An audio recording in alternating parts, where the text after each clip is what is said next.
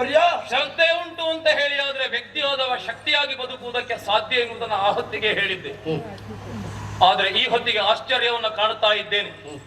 ನಮ್ಮ ಹುಡುಗರೆಲ್ಲ ಸೇರಿಕೊಂಡು ಬೇಟೆಗೆ ಬಂದಂತಹ ಹೊತ್ತಿಗೆ ಪ್ರಾಣಿಗಳನ್ನ ಹೆದರಿಸಬೇಕು ಎನ್ನುವುದಾಗಿ ಮುಂದಾಗಿ ಬಂದಂತಹ ನಾಯಿಯ ಬಾಯಿಗೆ 7 ಶರಗಳನ್ನ ಬಿಟ್ಟು ಏನೋ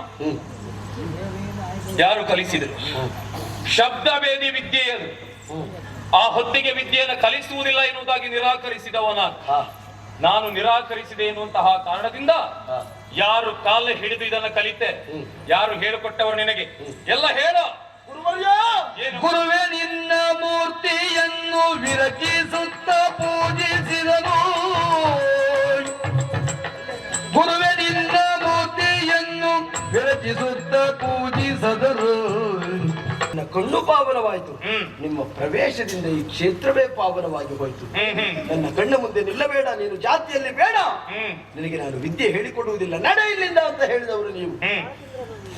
ಒಂದು ನೀವಿದ್ದ ಹಸ್ತಿನಾವತಿಗೆ ನಾನು ಬಂದವ. ಇವತ್ತು ನಾನಿದ್ದ ಪ್ರದೇಶಕ್ಕೆ ನೀವು ಬಂದದ್ದರಿಂದ ಈ ಕ್ಷೇತ್ರವೇ ಹಸ್ತಿನಾವತಿ ಆಯಿತು. ಅಲ್ಲ, ಈ ಎಲೆಮನೆಯೇ ಗುರುಮನೆ ಆಯಿತು. ಗುರುಪಾದ, ಶ್ರೀಪಾದ, ಪರಮಪಾದ ನಮ್ಮ ಎಲೆಮನೆಯನ್ನು ಪ್ರವೇಶಿಸಿತು ಅಂತಾದ್ರೆ ಪರ್ಯಾಯವಾಗಿ ಇದು ದೇವಸ್ಥಾನವಾಯಿತು. ಇದು ದೇವಸ್ಥಾನವಾದ್ರೆ ಇಲ್ಲಿವರೆಗಿದ್ದಂತಹ ದೇವರ ಗುಡಿ ಅಲ್ಲ. ಈ ದೇವರ ಮೂರ್ತಿ ನನ್ನ ಪೂಜೆಗೆ ಒಲಿದು ಪ್ರಸನ್ನನಾಗಿ ಪ್ರತ್ಯಕ್ಷನಾಗಿ ನಿಂತನು ಎಂಬಂತೆ ಭಾಸವಾಗ್ತಾ ಉಂಟು. ಇದುವರೆಗೆ ನನ್ನ ಕಣ್ಣೀರಿನಿಂದ ನಿಮ್ಮ ಪಾದವನ್ನು ತುಳಿಯುತ್ತಾ ಇದ್ದವ ಅಲ್ಲ, ನಿನ್ನ ಹೃದಯ ಕಮಲವನ್ನು ಕಾಡಿನ ಹೂವನ್ನು ತಂದು ನಿಮ್ಮ ಪಾದ ಕಮಲಕ್ಕೆ ಅರ್ಪಿಸುತ್ತಾ ಇದ್ದವ. ಗುರುಗಳೇ, ನಿಮ್ಮಿಂದ ತಿರಸ್ಕೃತನಾದ ಮೇಲೆ ನೀವಾಡಿದ ಮಾತುಗಳು ಕಿವಿಯಲ್ಲಿ ಗುಯ್ಗುಟ್ಟುತ್ತಿತ್ತು. ನಿಮ್ಮನ್ನ ನೋಡಬೇಕು ನೋಡಬೇಕು ಅಂತ ಕಣ್ಣುಗಳು ಹಪಹಪಿಸುತ್ತಿದ್ದವು. ನಿಮ್ಮನ್ನ ನೋಡದೆ ಇರುವುದಕ್ಕಾಗಲಿಲ್ಲ. ಮಣ್ಣಿನ ಮೂರ್ತಿಯನ್ನ ಮಾಡಿ ನನ್ನ ಚಿತ್ತದಲ್ಲಿ ನಿಮ್ಮ ಮೂರ್ತಿಯನ್ನು ಅಚ್ಚೊತ್ತಿಕೊಂಡು ಬಂದವ ನಾನು. ನಿಮ್ಮಂತೆ ಇರುವಂತಹ ಮೂರ್ತಿಯನ್ನು ರಚಿಸಿ ನೀವೇ ನನ್ನ ಗುರುಗಳು ಎನ್ನುವಂತ ಉದ್ದೇಶದಿಂದ ನಿಮ್ಮನ್ನ ಚಿತ್ತದಲ್ಲಿ ಇರಿಸಿಕೊಂಡು ನಿಮ್ಮನ್ನ ಪೂಜಿಸುತ್ತಾ ನೀವಾಡಿದ ಮಾತುಗಳೆಲ್ಲ ನನಗೆ ಮಂತ್ರವಾಯಿತು. ಬೀಸುತ್ತಿರುವಂತಹ ಗಾಳಿಗಳೆಲ್ಲ ಸ್ನೇಹಿತರಾದವು. ಚಿಲಿಪಿಲಿ ಗುಟ್ಟುತ್ತಿರುವಂತಹ ಪಕ್ಷಿಗಳೆಲ್ಲವೂ ನನಗೆ ಪ್ರೋತ್ಸಾಹಕರಾದರು. ಜುಳು ಜುಳು ನಿನಾದದಿಂದ ಹರಿಯುತ್ತಿರುವಂತಹ ನದಿಗಳೆಲ್ಲವೂ ನನಗೆ ಸವಾಲನ್ನು ಒಡ್ಡುತ್ತಿದ್ದವು. ಹರಿಯುತ್ತಾ ಇರಬೇಕು ನದಿಯಂತೆ, ನೀನು ಕಲಿತದ್ದು ಕಡಿಮೆ ಆಯಿತು ಮತ್ತು ಕಲಿಯಬೇಕು ಎನ್ನುವುದಾಗಿ. ರಾತ್ರಿ ಹೊತ್ತು ಮಲಗಿ ಆಕಾಶವನ್ನು ಕಂಡರೆ ಸಾವಿರಾರು ನಕ್ಷತ್ರಗಳನ್ನು ಕಂಡಾಗ ಇನ್ನು ಕಲಿಯುವುದಕ್ಕೆ ಸಾವಿರದಷ್ಟು ಉಂಟು. ಸಾವು ಇರದೇ ಇದ್ದದ್ದನ್ನು ನೀನು ಕಲಿಯಬೇಕು ಎನ್ನುವುದಾಗಿ ನನ್ನನ್ನು ಚುಚ್ಚುತ್ತಿದ್ದವು. ಎಲ್ಲವುದಕ್ಕೂ ಮಿಗಿಲಾಗಿ ನಿಮ್ಮ ಮೂರ್ತಿಯನ್ನು ನನ್ನ ಮನಸ್ಸಿನಲ್ಲಿ ಇಟ್ಟುಕೊಂಡು ನಿಮ್ಮಿಂದ ವಿದ್ಯಾಭ್ಯಾಸವನ್ನು ಮಾಡಿದವ. ನನ್ನಿಂದ, ನಿಮ್ಮಿಂದ, ಈ ಮೂರ್ತಿಯಿಂದ ಬದುಕಿನಲ್ಲಿ ಸಾವಿರದಷ್ಟನ್ನು ಕಲಿತೆಯ ಮಗನೇ. ಸಂತೋಷ ಆಯ್ತು. ಬೇಕು ಮಗನೇ, ವ್ಯಕ್ತಿ ಶಕ್ತಿಯಾಗಿ ಬೆಳಗಲೇಬೇಕು. ಪ್ರಕಾಶ ಉಂಟು ಅಂತ ಹೇಳಿ ಆದ್ರೆ ಅದನ್ನ ಮುಚ್ಚುವುದಕ್ಕೆ ಸಾಧ್ಯ ಉಂಟೇನೋ? ಬೇಡ ಬೇಡ, ಕಲಿಸುವುದಿಲ್ಲ, ನಾನು ಗುರುವಲ್ಲ ಅಂತ ಹೇಳಿದ್ರು ನನ್ನನ್ನೇ ಗುರು ಎನ್ನುವುದಾಗಿ ತಿಳಿದು ನೀನು ಅರಿಯುವುದಕ್ಕೆ ತೊಡಗಿದೆ. ಕಾಲ ಕಳೆದು ಹೋಯಿತು, ಹೋಗಲಿ. ಆದ್ರೆ ಒಂದುಂಟು ಮಗನೇ, ಜಗತ್ತಿನಲ್ಲಿ ಯಾವುದನ್ನ ಪಡೆಯುತ್ತೇವೋ ಪಡೆದುಕೊಂಡು ಹಾಗೆ ಮುಚ್ಚಿಟ್ಟುಕೊಳ್ಳುವುದಲ್ಲ, ಬಚ್ಚಿಟ್ಟುಕೊಳ್ಳುವುದಲ್ಲ. ಪ್ರತಿಯಾಗಿ ಏನನ್ನಾದರೂ ಕೊಡಲೇಬೇಕು. ಅದರಲ್ಲಿಯೂ ತೆಗೆದುಕೊಂಡದ್ದು ನೀನು ವಿದ್ಯೆ.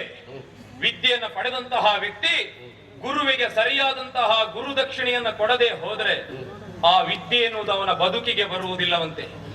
ನಿನ್ನ ಬದುಕು ಮತ್ತಷ್ಟು ಎತ್ತರಕ್ಕೆ ಸಾಗಬೇಕು ಅಂತಾದ್ರೆ ಈ ದ್ರೋಣನಿಗೆ ನೀನು ಗುರುದಕ್ಷಿಣೆಯನ್ನು ಕೊಡಬೇಕು ಮಗನೇ. ಗುರುಭಕ್ತಿ ನಿನ್ನೊಳಿನ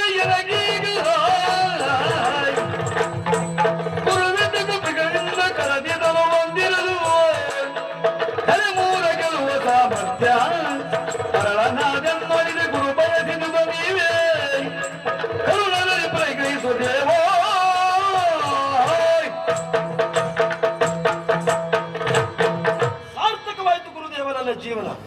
ನನ್ನ ಮನಸ್ಸಿನ ಒಂದು ಆಸೆ ಇತ್ತು, ಏನು? ನೀವು ಇಲ್ಲಿನ ಮಣ್ಣನ್ನು ತುಳಿಯಬೇಕು, ಇದು ಹಸ್ತಿನಾವತಿ ಆಗಬೇಕು, ನೀವು ನನ್ನ ಎಲೆಮನೆಯನ್ನು ಪ್ರವೇಶಿಸಬೇಕು, ಅದು ಗುರುಮನೆಯಾಗಬೇಕು, ಅದು ದೇವಸ್ಥಾನವಾಗಬೇಕು, ನೀವು ದೇವರಾಗಬೇಕು, ನಾನು ಭಕ್ತನಾಗಬೇಕು, ನಿಮ್ಮ ಶಿಷ್ಯನಾಗಬೇಕು, ನಾನು ಪೂಜಿಸಬೇಕು, ನೀವು ಪೂಜೆಯನ್ನು ಪಾಲ್ಗೊಳ್ಳಬೇಕು ಅಥವಾ ನನ್ನ ಪೂಜೆಯನ್ನು ಸ್ವೀಕರಿಸಬೇಕು ಅಂತ.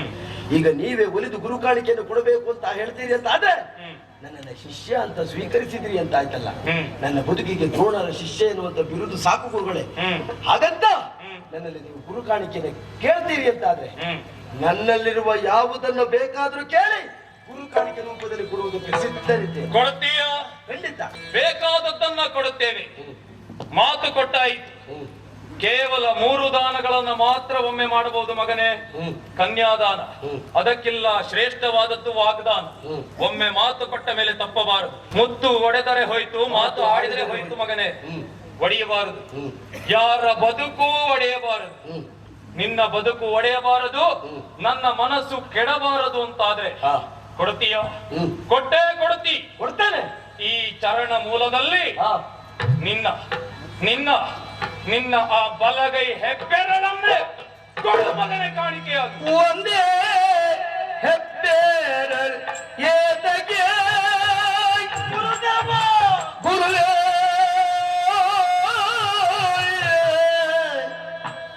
ಒಂದೇ ಹೆಬ್ಬೆರಳು ಏತಕ್ಕೆ ದೇಹವನಿತ್ತೆ ದೇಹವ ಇತ್ತೆ ಅಂದೆ ನಿನ್ನಯ ಪಾದಕ್ಕೆ ದೇಹವನಿತ್ತೆ ಅಂದೆ ನಿನ್ನಯ ಪಾದಕ್ಕೆ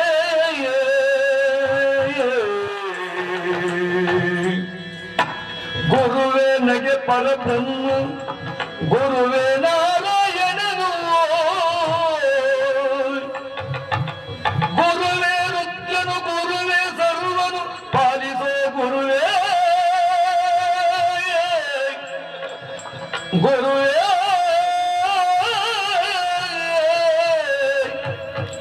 ಒಂದೇ ಹೆಬ್ಬೆರಳು ಏತಕ್ಕೆ ದೇಹವನಿತ್ತೆ ಅಂದೆ ನಿನ್ನಯ ಪಾದಕ್ಕೆ ಗುರುವೇ.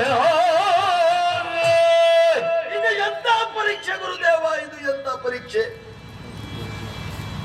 ಅಲ್ಲದೆ ಇದ್ದರೆ ಒಂದೇ ಬೆರಳನ್ನು, ಇದು ಬಲಗೈಯ ಹೆಬ್ಬೆರಳನ್ನು ಕೊಡುವಂತ ಹೇಳ್ತಾ ಇದ್ದೀರಲ್ಲ.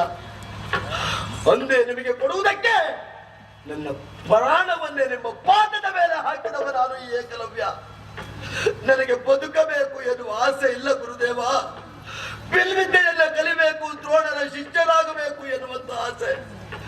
ಲೋಕಮುಖದಲ್ಲಿ ಏಕಲವ್ಯನ ಸಾಧನೆ ಏನು ಕೇಳಿದ್ರೆ, ಸಾವಿರಾರು ಜನ ವಿರೋಧಿಗಳನ್ನ ಗೆಲ್ಲಬೇಕು ಅಂತಲ್ಲ, ದ್ರೋಣರ ಮನಸ್ಸನ್ನು ಗೆಲ್ಲಬೇಕು ಅಂತ ಆಸೆ ಇದ್ದದ್ದು. ಇಂದು ನೀವು ಕೇಳುತ್ತಿರುವುದು ಹೆಬ್ಬೆರಳು.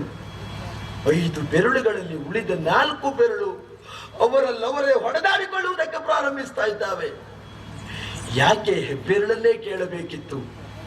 ಉಳಿದ ನಾವೆಲ್ಲರೂ ಹೆಬ್ಬೆರಳಾಗಿದ್ದರೆ ಎಲ್ಲವನ್ನ ಕತ್ತರಿಸಿ ದ್ರೋಣನ ಪಾದಕ್ಕೆ ಅರ್ಪಿಸಬಹುದಿತ್ತಲ್ಲ. ಇದುವರೆಗಿದು ಹೆಬ್ಬೆರಳಲ್ಲ ಗುರುದೇವ. ದ್ರೋಣರು ಕೇಳಿದ್ದರಿಂದ ಇವತ್ತಿನಿಂದ ಇದು ಹೆಬ್ಬೆರಳು. ಕೇಳಿದ್ದರೆ ನನ್ನ ಕೊರಳನ್ನೇ ಕೊಡ್ತಿದ್ದೆ ನಿಮಗೆ.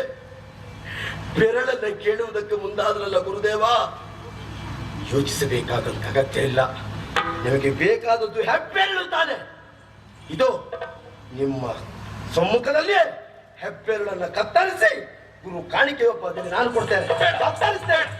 ಸಾಕು ಮಗ ಕಟುಕ ಗುರುವಿಗೆ, ಸಾಕು ಮಗನೇ ಸಾಕು, ಸಾಕು ಮಗ ಬಾಯ್ ಕಟುಕ ಗುರುವಿಗೆ. ಲೋಕದೊಡೆಯನೆ ಕೊಡಲಿ ಬಳುವಳಿ, ಈ ಕಟುಕ ಗುರುವಿಗೆ ಲೋಕದೊಡೆಯನೆ ಕೊಡಲಿ ಬಳುವಳಿ. ಮೂಕ ಪಶು ಸಮರ ಮಗೆ, ಮೂಕ ಪಶು ಸಮರ ಮಗೆ ವಿದ್ಯೆಯು ಸಾಕು ಸಾಕು.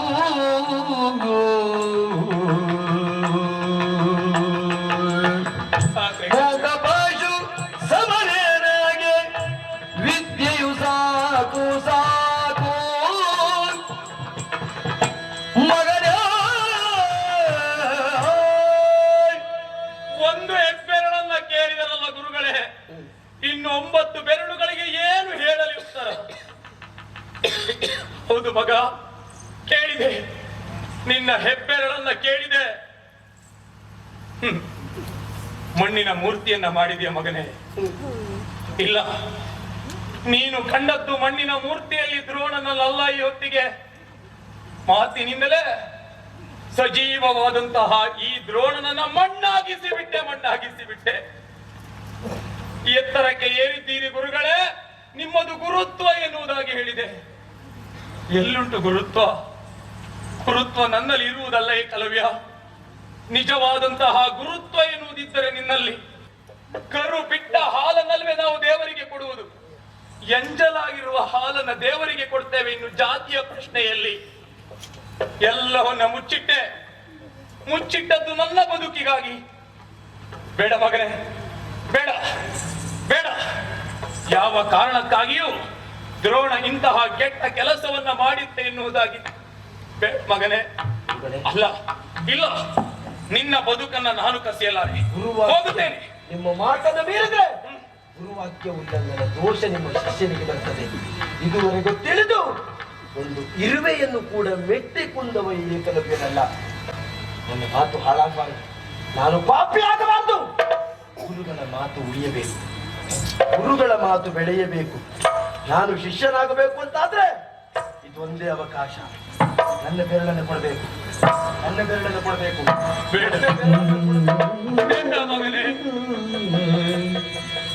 ಗುರುಭ್ಯೋ ನಮಃ. ಗುರುವೇ ಎನ್ನುವುದಕ್ಕೆ ನೀಡಲಿಕ್ಕೆ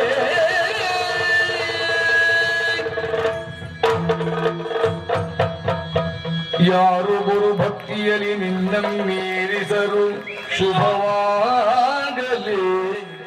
ಗುರು ಭಕ್ತಿಯಳು ನಿನ್ನ ಮೀರಿದರು ಶುಭವಾಗಲೆಂದು ಆಶೀರ್ವದಿಸುತ್ತ ಸಂತೈಸಿ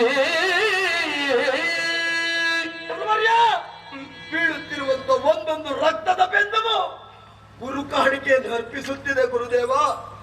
ಅಂದು ನಾನೇ ಆಡಿದಂತ ಮಾತು, ತಾಯಿಯ ಮತ್ತೊಂದು ರೂಪವೇ ಗುರು ಎನ್ನುವುದಾಗಿ ಇಂದು ನೀವು ನನ್ನ ಹೆಬ್ಬೆಲ್ಲನ್ನ ಕೇಳಿದ್ದು ನಾನು ತಪ್ಪಾಗಿ ಭಾವಿಸುವುದಿಲ್ಲ ಗುರುದೇವ. ತಾಯಿಯಾದವಳು ಯಾವತ್ತಿದ್ರೂ ಮಕ್ಕಳ ಅವನತಿಯನ್ನು ವಹಿಸುವುದಕ್ಕೆ ಸಾಧ್ಯ ಉಂಟ? ಒಂದೊಮ್ಮೆ ಅಪ್ರತಿಮ ಬಿಲ್ಲುಕಾರನಾಗಿ ಏಕಲವ್ಯ ಬೆಳೆದಂತಾದೆ ಚಕ್ರವರ್ತಿ ಪೀಠದವರು ಏಕಲವ್ಯನನ್ನು ಬಿಡುವುದಕ್ಕೆ ಸಾಧ್ಯ ಉಂಟ? ಸಾವಿರಾರು ಮಂದಿ ಬಂದು ನನ್ನ ಕತ್ತರಿಸುವುದು ಬೇಡ. ನನ್ನ ಬೆರಳನ್ನು ನಾನೇ ನಿಮ್ಮಿಂದಲೇ ಕತ್ತರಿಸಿ ಹೋಯಿತು ಅಂತಾದ್ರೆ ನನ್ನ ಪ್ರಿಯ ಶಿಷ್ಯ ಏಕಲವ್ಯನಿಗೆ ಮುಂದೆ ಬರುವಂತ ಅಪಾಯವನ್ನು ತಪ್ಪಿಸುತ್ತೇನೆ ಎನ್ನುವಂತ ಉದ್ದೇಶದಿಂದ ನನ್ನ ಹೆಬ್ಬೆರಳನ್ನು ಕೇಳಿದ್ದು ಅಂತ ನನಗೆ ಗೊತ್ತುಂಟು. ಗುರುಗಳೇ, ಒಮ್ಮೆ ನನ್ನನ್ನ ಬಾಯಿ ತುಂಬಾ ಶಿಷ್ಯ ಅಂತ ಕರೀರಿ ಗುರುದೇವ, ಕರೀರಿ ಗುರುದೇವ, ಕರೀರಿ ಗುರುದೇವ.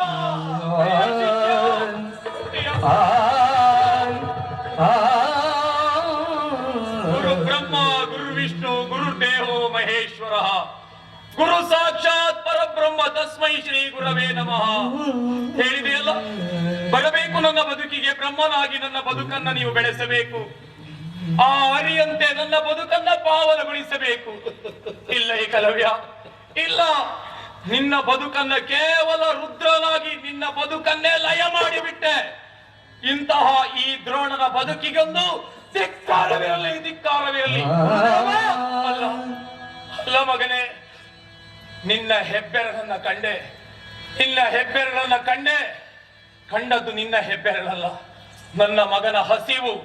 ಕೇವಲ ನೆನಪಾದದ್ದು ನನ್ನ ಮಗನ ಹಸಿವು. ನಿನ್ನ ಬೆರಳನ್ನ ಕೇಳದೆ ಹೋದ್ರೆ ನನ್ನ ಈ ಗುರುಕುಲವೇ ಇಲ್ಲದಾಗಿ ಹೋದೀತು.